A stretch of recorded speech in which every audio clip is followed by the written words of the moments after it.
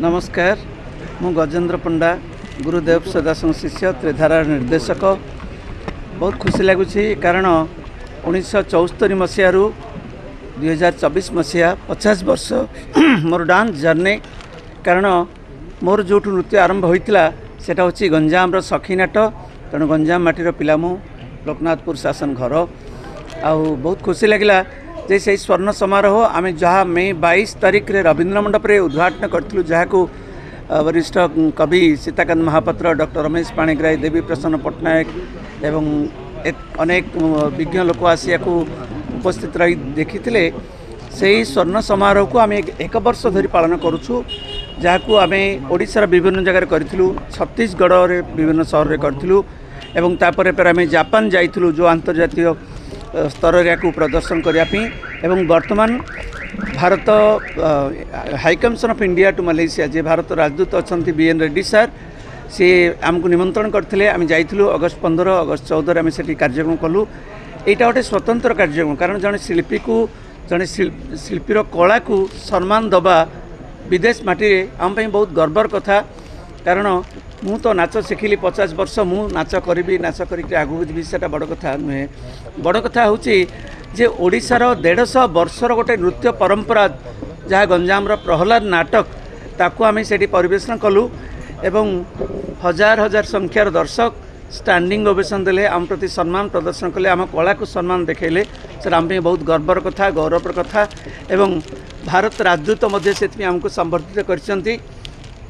यही सम्मान गजेंद्र पंडा को मिलनी, सारा ओडिशा को मिली एवं गंजाम माटी को मिली एवं प्रहलाद नाटक को मिली, ओडिसी नृत्य को मिली, ओडिशार नृत्य परंपरा को मिली। तेणु आम जगन्नाथ पाखरे एवं मो गुरु एवं समस्त वरिष्ठ पाखरे आम कृतज्ञ नमस्कार करछू। तांको आशीर्वाद रु आज यहाँ हो पारिछि। बहुत खुशीर कथा। आम ओडिसी को तो आम भल पाऊे किंतु आम ओडिसी को लेकर आम परंपरा को लेकर विदेश में परिवेशन करवा, तांकोठु एप्रिसिएशन पाइबा, तांकोठु श्रद्धा पाइबा, तांकोठु सम्मान पाइबा, यहाँ आम बहुत गर्वर कथा।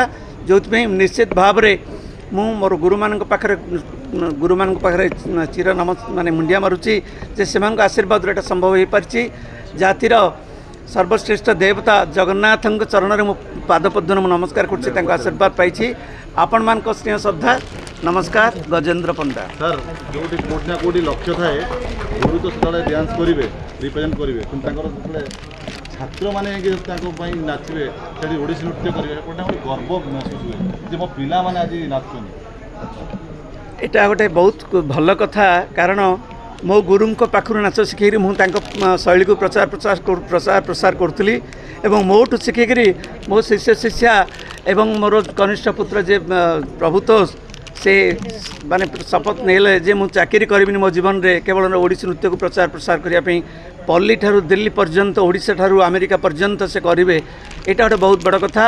आ समस्त जेते छात्र छात्री अच्छा एमाने बहुत डेडिकेटेड। आंकर एकमात्र लक्ष्य ओडिशार परंपरा को लेकर पल्ली ठू आरंभ करके देश विदेश में प्रचार प्रसार करवा, जहाँ कि आजिकल परंपरा प्रति सम्मान बोध टे बेले बेले कमी जाऊँगी। आमे सेटा को केबे भी प्रश्रय दौना ना वेशभूषा ना नाचरे ना गीतरे ना संगीतरे।